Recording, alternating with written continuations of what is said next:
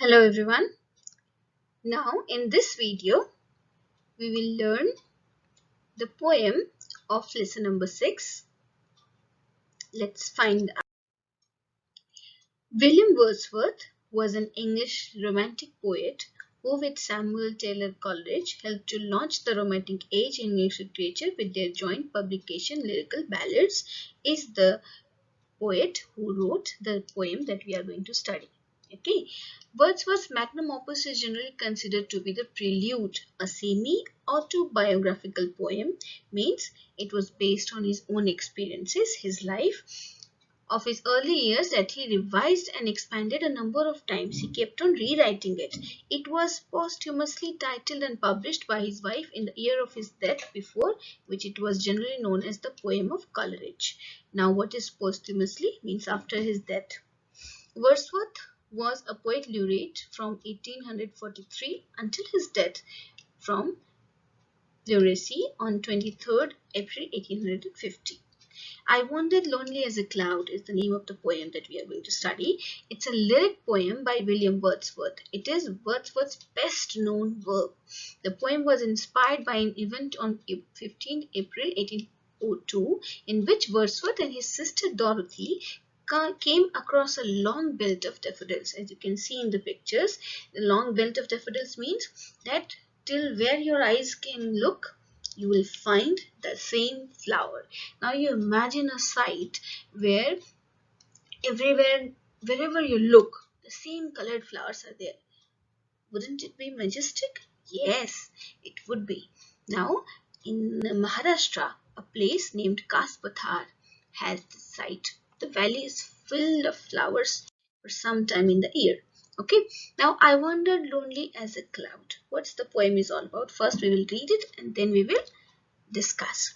I wandered lonely as a cloud that floats on high over vales and hills, when all at once I saw a crowd, a host of golden daffodils, beside the lake beneath the trees, fluttering and dancing in the breeze, continuous as the stars that shine and twinkle on the Milky Way. They stretched in never-ending line along the margin of a bay.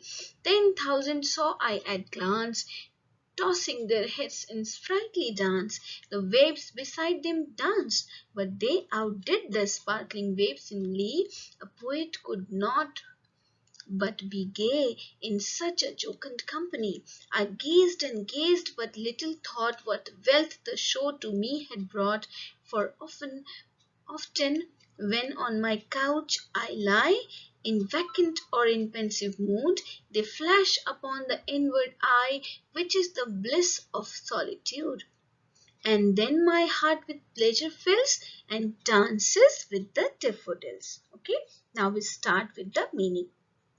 First para, the poet is saying that he was lonely. Okay, he was wandering alone, lonely as a cloud.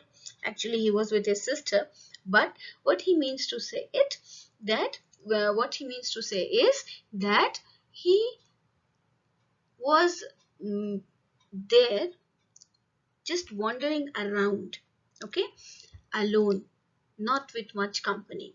Like clouds wander in the sky, yes, they float over wells, that is valleys and hills. So like that he was in a position from where he could see the overview. Okay, and then suddenly his eyes fell upon a host of golden daffodils. Host is here in this poem means that many in number. Okay, so not many at the same time he saw. It was, there were so many that he refers to them as a crowd. Okay, and what was the host of? Golden daffodils. Okay, all the place where from where he could see till where he could see, all he could see was golden daffodils. Okay, and there was a lake beside them, and beneath the trees everywhere they covered all the ground. Okay, and they were fluttering and dancing in the breeze. Okay, now continuous as the stars that shine, he compares them to the stars that continuously shine and twinkle on the Milky Way. Okay, he is comparing them to the stars that continuously shine in the night sky, you can imagine the night sky is filled with the twinkling stars. Yes, so like that the full area was covered with daffodils, like the stars twinkle, the daffodils were dancing in the breeze, and they stretch in a never ending line along the margin of a bay. 10,000 saw I at glance. Now he is using hyperbole. Okay, he is exaggerating. Tens of thousands. He uh, states that there were so many that it felt like there were tens of thousands in one glass, and just look at them and you feel like there were tens of thousands in just one view. Okay, and if you turn your head around, maybe you will find lakhs of them. Okay, so he is using a hyperbole to express the majestic sight. Okay, and then they were tossing their heads in sprightly dance. Okay, sprightly means energetic and lively. Okay, heads means the you have just seen the pictures of the flowers, right? So on the right, at the top, the flowers are, so those flowers make the head of the plant, right? So they were dancing in a sprightly dance. The heads were tossing in a sprightly dance. So the waves beside them also danced, but they were outdone, means the dance of the daffodils was looking better than the dance of the waves. The sparkling waves were also dancing, but the daffodils outdid them in glee. Glee means, you know, happiness. Yes. Now, a poet could not but be gay. Gay also means happy. In such a jocund company. Now, jocund is merry and cheerful. Yeah? And so the poet says that I kept on gazing at them, just kept on looking at them, and I didn't even think, I didn't prop in my head what wealth the show to me had brought. That sight that I behold in that moment, the poet is saying, the sight that I behold in my eyes at that moment, I that time did not realize what wealth of memory or experience it was bringing to me. Like, for example, I'll tell you, when you go to a sea or to mountains on a vacation, at first you don't realize what it means, that majestic sight. But once you are at your home, and sometimes when you recall your memories, that time you realize okay, what an experience it was.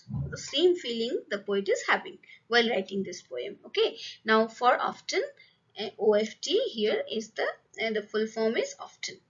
So it's written in a short form. Now, whenever he says, whenever I lie on my couch in vacant or pensive mood. Vacant means there's nothing serious that he's saying, serious in his thought, just lying there with thinking not much, anything serious or anything of importance. And when he's in pensive mood means deep in thought. Okay, so both ways, when he is not thinking much and when he is in deep thought, both the times, sometimes upon the inward eye, that images of the daffodils dancing, that flashes. What is the inward eye, dear children? See, whenever you close your eyes, you can recall all what you have seen till date, all the experiences, all the beautiful pictures. You close your eyes, and if you just go to that memory, you will see that inside your head you can see all those images. So where do they flash? They flash in your inward eye. So that images of the daffodils that flashes on the inward eye of the poet whenever he is just lying there on his couch in a vacant or pensive mood, which is the bliss of solitude, he says. Inward eye is the bliss of solitude. You cannot have that inward eye feeling, means the flash of memories don't come when you are busy and in company. Yes, it comes when you are alone in solitude. Yes, so bliss means complete happiness. So the inward eye is a bliss of solitude, the poet says, means that you will experience inward eye when you are alone only. Okay, so with that imagery, when the poet recalls that, his heart is filled with pleasure. and it dances with the daffodils. All of us has some or other memory that fills our heart with bliss. Think of that, and when you get to that memory, you write it in your diary. It can be a good memory, it can be a bad memory, doesn't matter, but you should write it down. Yes, so both our lessons give this messages: sharing, recalling, and this all leads to catharsis. When you experience what happens when you share your feelings, dear children, you experience that feeling again, and when you just let yourself experience the same thoughts and feelings again, your heart heals, your mind heals, you get rid of the anxiety. Or if it is a happy memory, then you will be happy again. If it is a sad memory, it will, your pain will slowly subside. You try it once. Sharing, if you have someone, you share with them, and if you do not feel comfortable, write it down. It will help you. So our lesson, this lesson number 6, the story and this poem, both is about the experiences and the memories that always stay with us. Now let's quickly see the word meanings. Designation, depicted, sign, keen, summits, flushed. You can read the word meanings and learn. Now you can read the questions, pause the video, answer them, and see if you could answer it correctly. You must be knowing. Yes, it's very easy if you have read the book, the stories. Yes. Now these answers, after reading these questions, you can write your answers in your rough book and see if you got it right. I'll just discuss it quickly. What made Heidi start reading after Clara's grandmother spoke to her about it? Because Clara's grandmother made her realize that she was just having prejudice because she blindly trusted Peter that it is very difficult to read, and Clara's grandmother also got her interested in book.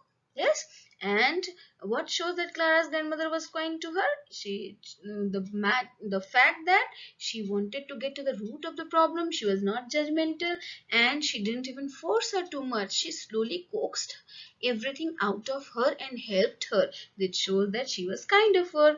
Why do people holiday in hills or beach or in forest? Because they want to be near nature and away from their daily routine. Yes. Now, next I'll see you with a video of grammar. Till then, take care.